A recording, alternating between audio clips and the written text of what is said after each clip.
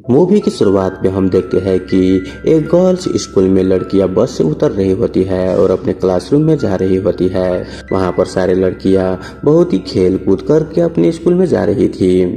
पढ़ाई खत्म करने के बाद लंच टाइम में सारे के सारे स्टूडेंट्स खाना खा रहे थे और हम देखते हैं कि यह लोग खाना खाते ही तुरंत ही हिप्नोटाइज स्टेज में चले जाते हैं, यानी कि उनके ऊपर किसी ने वशीकरण कर दिया है और वो भी खाने के जरिए। तब वहाँ पे एक आदमी कैंटीन में आता है और उनमें से 10 लड़कियों को बोलता है कि तुम लोग टेरेस के ऊपर पर जाओ, और उनमें से 10 लड़कियां टेरेस के ऊपर पर जाती है और उनमें से एक लड़की कूद जाती है। अब इनको देखकर सारे टीचर्स वहां पर आते हैं और वो देखते हैं कि बहुत सारी लड़कियां अभी भी टेरेस के ऊपर में है और वो भी कूदने वाली थी। तब वो सारे टीचर्स टेरेस में जाता है उन लड़कियों को बचाने के लिए, लेकिन उन लड़कियों को वो आदमी ने इंस्ट्रक्शन दिया था कि कोई भी अगर तुम्हारे पास आए तो तुम कूद जाना। वही यहाँ पर ये लड़कियां बार बार वैसा ही बोल रही थी कि हमारे पास मत आना, नहीं तो हम कूद जाएंगे। अब यहाँ पर जितने भी टीचर्स थे उनको यह लोग यहाँ पे उनको कन्विंस करने की ट्राई कर रहे थे कि आखिर कौन है और तुम किसकी बात मान रहे हो।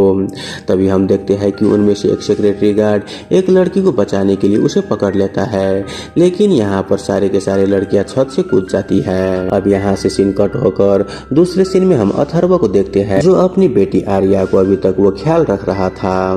दरअसल पार्ट 1 में प्रताप नाम के एक शैतान ने उसकी बेटी को कैद कर लिया था और उसकी बेटी अभी तक पूरी तरीके से ठीक नहीं हुई थी, इसलिए 12 सालों से अथर्वा अपनी बेटी आर्या का देखभाल कर रहा था और वो प्रताप को भी अपनी कैद में रखा हुआ था। तभी इसी दरमियान अथर्वा न्यूज में देखता है और न्यूज वाले वही बता रहे थे जो हमने मूवी की शुरुआत में देखे थे।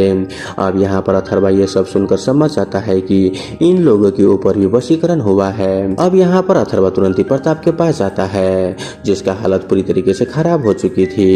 यहाँ पर वो अथर्वा उसे पूछता है कि तुम्हारी तरह ये विद्या और कौन कौन जानता है। यह बात सुनकर प्रताप मुस्कुराता है और हंसने लगता है। तभी यहाँ पर अथर्वा कुछ सोचता है और एक शॉपिंग मॉल में जाकर कुछ सामान ऑर्डर करके वो सारे के सारे सामान अपने घर पर लाता है और यह सब क्या होता है हमें आगे मालूम चलेगा। अब नेक्स्ट सीन में हमें स्कूल को दिखाया जाता है जहाँ पर चेक करने के लिए पुलिस आ चुकी थी। वहाँ पर पुलिस सबसे पूछताछ कर रहे थे, लेकिन उनको अभी तक ये भी मालूम नहीं था कि उन सारी लड़कियों के ऊपर वशीकरण हुआ है। अब पुलिस को देखकर उनमें से एक लड़कियां वहाँ पर उसे ये बोलती है कि जल्दी से प्रताप अंकल को ढूंढ कर लाओ, और ये बोलते ही अचानक से उनमें से आधी लड़कियां वहाँ से भागती है और पूरी तरह पागल होकर उसके रास्ते में जो भी लोग आ रहे थे वो उन सबको मारने लगती है। रास्ते में जो भी लोग आ रहा था वो सारे लड़कियां उनको बुरी तरीके से हमला करके मार रहे थे। वहाँ पर माहौल ऐसा हो गया था कि मानो चारों ही तरफ आतंक फैल चुका था। ये सब देखकर वहाँ पे जो इंचार्ज पुलिस इंस्पेक्टर था वो ऑर्डर देता है कि जल्दी से जल्दी इन लड़कियों को पकड़ कर लाओ। अब इसी दरमियान में रात हो चुकी थी और हम देखते हैं कि रात में अथर्वा स्कूल में आते हैं और वो उन सारी लड़कियों से बोलता है कि मुझे मालूम है प्रताप कहाँ पर है। अब ये सुनकर पुलिस वाले और लड़कियों के पेरेंट्स अथर्वा से बोलता है कि अगर तुम्हें मालूम है कि प्रताप कहाँ पर है तो तुम उस आदमी को दे दो जिसने वशीकरण किया है। यानी कि वहाँ पर उन लोगों को भी मालूम चल चुका था कि इन लड़कियों के ऊपर वशीकरण हुआ है, लेकिन यहाँ पर अथर्वा जानता था कि अगर वो प्रताप को उसे दे भी दे ये इन लड़कियों को इतनी आसानी से नहीं छोड़ेगा। तब यहाँ पर अथर्वा बोलता है कि मुझे उस शख्स से मिलना है जो तुमको ये सब करने के लिए बोला है और वो शख्स जरूरी यहीं पर होगा। तभी फाइनली वो बंदा बाहर निकलता है और जोर से हंसने लगता है और बोलता है कि तुमने सही बोला। यहाँ पर वो शख्स अथर्वा को बोलता है कि मुझे तुमसे बात करना है और मेरे बड़े भाई प्रताप कहाँ पर है वो बताओ। यहाँ पर अथर्वा बोलता है कि वो मेरे पास है और वो पिछले 12 सालों से मरने के लिए तड़प रहा है। यहाँ पर ये दोनों बात कर ही रहे थे तभी उनमें से एक पुलिस वाले वशीकरण करने वाले शख्स पर गोली चलाने जा रहा था, लेकिन ये सब करता देख एक लड़की देख लेती है और वो इंस्पेक्टर को चाकू मार देती है, क्योंकि उनको इंस्ट्रक्शन मिला हुआ था कि अगर कोई भी उसे मारने की कोशिश करे तो यह लड़की उस पर हमला करेगी और वो लड़की ऐसा ही करती है। दोस्तों ये वशीकरण करने वाले शख्स को मैं अभी प्रताप के छोटा भाई कहकर बुलाऊंगा।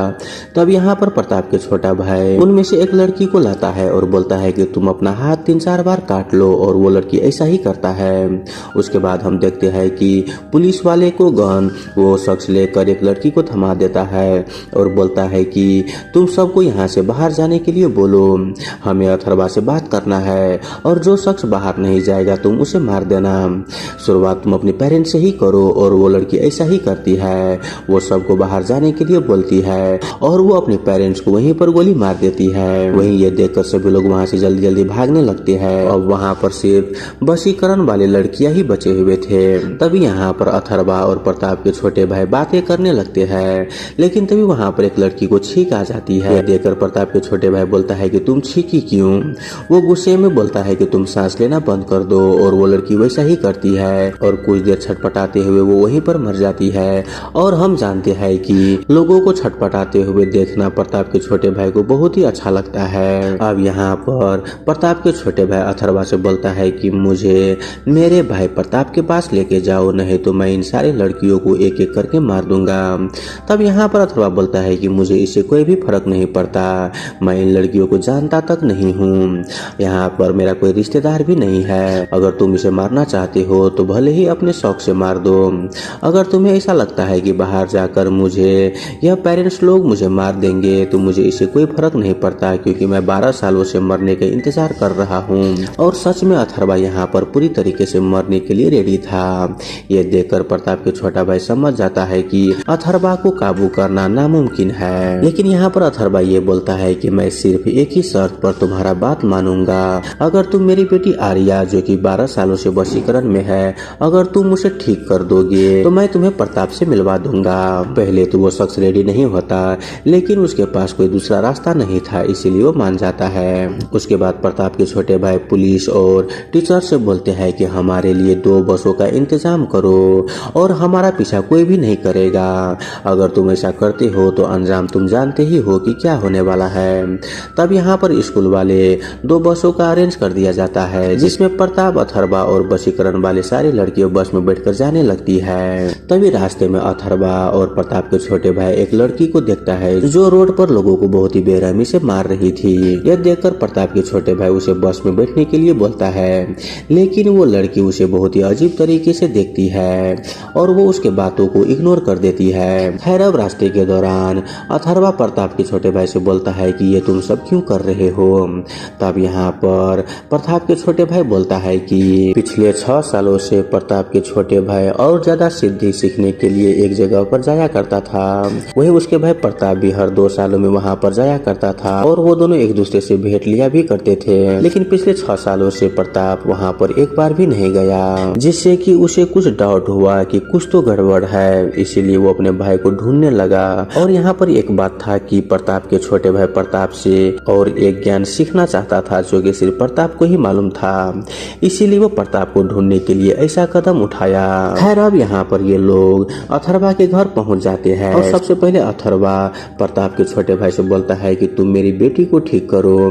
तब यहाँ पर प्रताप के छोटे भाई बोलता है कि पहले मैं अपने भाई से मिलूंगा, तभी मैं तुम्हारी बेटी को भी ठीक करूंगा। इसीलिए वो शख्स प्रताप से मिलने के लिए चले जाता है, लेकिन वहाँ पर वो देखता है कि प्रताप का बहुत ही बुरा हाल था। यह देखकर उसके भाई बहुत ही गुस्सा करने लगता है कि तुमने मेरे भाई को कैसे रखा है। तब यहाँ पर प्रताप के भाई आर्या से मिलने के लिए नीचे आता है। यहाँ पर वो आर्या को देखकर अथर्वा से बोलता है कि तुमने प्रताप से कुछ उधार लिया है जो कि बाकी है। यहाँ पर अथर्वा बोलता है कि मैंने प्रताप से इससे पहले कभी मिला ही नहीं था, तो भला मैं उसे उधार क्यों लूंगा।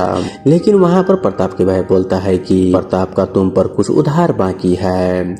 तब यहाँ पर कुछ देर के बाद उसे याद आता है कि जब प्रताप से वो पहली बार मिला था तब ये लोग मिलकर चाय पिए थे और चाय के पैसा प्रताप ने ही दिया था। तब यहाँ पर प्रताप के छोटा भाई अथर्वा से बोलता है कि तुम प्रताप को उसके 10 रुपया दे दो। जो वशीकरण करता है उसका असर सिर्फ 4 से 6 घंटे तक ही रहता है। ये वशीकरण इतने सालों तक नहीं रहता। कहीं ना कहीं अगर आपका कुछ कर्ज बाकी हो या फिर वो आदमी जिसने वशीकरण किया हो वो आदमी उसके आसपास ही हो, तभी ये वशीकरण सालों साल तक चलता है। नहीं तो वशीकरण सिर्फ और सिर्फ 4 से 6 घंटे में ही नाकाम हो जाता है। अब ये सुनकर अथर्वा प्रताप को होश में लाकर उसके 10 रुपए दे देता है। अब यहाँ पर जैसे ही अथर्वा प्रताप को उसके 10 रुपए लौटा देता है, उसके 5-10 मिनट के बाद ही उसकी बेटी रिकवर होने लगती है। और हम देखते हैं कि इन 12 सालों के बाद अथर्वा की बेटी अथर्वा को पहचान रही होती है। लेकिन जैसे ही वो प्रताप को देखती है तो वो जोर जोर से चीख कर फिर से रोने लगती है, जिसे देखकर अथर्वा अपनी बेटी को लेकर बाहर आ जाती है। वहीं यहाँ पर प्रताप के छोटा भाई प्रताप की बेड़िया खोलने लगता है और यहाँ पर उसे मालूम चल जाता है कि अथर्वा ने प्रताप का जी भी काट लिया है। ये देखकर प्रताप के छोटा भाई बहुत ज्यादा गुस्सा हो जाता है और वो अथर्वा को मारने लगता है, ये बोलते हुए कि तूने मेरे 10 साल की मेहनत बर्बाद कर दिया, अब मैं उससे ये विद्या कैसे सीखूंगा। यहाँ पर वो अथर्वा को जोर जोर से मारने लगता है। वहीं यहाँ पर अपने पिता को मार खाता देख उसकी बेटी वहाँ पर अथर्वा को बचाने के लिए आ जाती है। यहाँ पर प्रताप के छोटा भाई गुस्से में अथर्वा की बेटी को भी मारने लगता है। ये देखकर अथर्वा गुस्से में बोलता है कि तुमने मेरी बेटी को बचाया है, इसीलिए मैं तुम्हें यहाँ से जिंदा जाने दे रहा था। अगर तूने मेरी बेटी को हाथ भी लगाया तो तेरा भी वही हाल होगा जो तुम्हारे बड़े भाई का मैंने किया है। लेकिन यहाँ पर प्रताप के भाई अथर्वा को बेटी को मारने लगता है। तभी यहाँ पर हम देखते हैं कि उस दिन अथर्वा ने सबसे बड़ा बड़ा स्पीकर्स को खरीद कर लाया था और वो सारे स्पीकर्स घर के चारों तरफ और अपने सारे रूम्स में स्पीकर को रख दिया था और यहाँ पर अथर्वा उन सारे स्पीकर को चला देता है जिससे बहुत ही ज्यादा साउंड प्रोड्यूस करता है। और हम देखते हैं कि वो साउंड इतना ज्यादा तेज था कि सारे लड़कियां सुनते ही बेहोश हो जाती है। वही यहाँ पर अथर्वा वो साउंड चलाने से पहले अपने कान में रुई रख ली थी जिससे कि उसे कोई भी फर्क नहीं पड़ रहा था। लेकिन यहाँ पर यह साउंड सुनते ही अथर्वा के छोटा भाई भी बेहोश हो जाता है। तभी वहाँ पर अथर्वा उस पर अटैक कर देता है और वो उसके भाई प्रताप के जैसा ही उसका भी जीभ काट लेता है। वहीं जैसा कि उसने बोला था कि वशीकरण सिर्फ और सिर्फ 4 से 6 घंटे तक ही रहता है, वही 4 से 6 घंटे के बाद सारे के सारे लड़कियां ऑटोमेटिकली उससे बाहर हो जाती है और सब नॉर्मल हो जाती है। वहीं यहाँ पर अथर्वा सारे पुलिस वाले और टीचर्स को एक साथ बुलाकर बोलता है कि इस आदमी को मेरे पास ही रहने दो, मैं इन दोनों को ना तो चैन से जीने दूंगा और न ही मरने दूंगा। वहीं यहाँ पर उसके बातों को पुलिस वाले मान लेता है और यहाँ पर हम जानते हैं कि अथर्वा प्रताप और उसके छोटे भाई को कैद में रख लेता है। वहीं जितनी भी सारी लड़कियां बची थी वो सारे के सारे सेफ हो जाती है। वहीं अथर्वा की बेटी आर्या भी पूरी तरीके से 12 सालों के बाद वशीकरण से निकल गई थी और यहीं पर ये मूवी खत्म हो जाता है। तो दोस्तों आई होप आपको ये मूवी एक्सप्रेशन वाला वीडियो अच्छा लगा हुआ हो। अगर आपको वीडियो अच्छा लगे तो वीडियो को लाइक करके हमारे यूट्यूब चैनल को सब्सक्राइब जरूर कर लीजिए। धन्यवाद।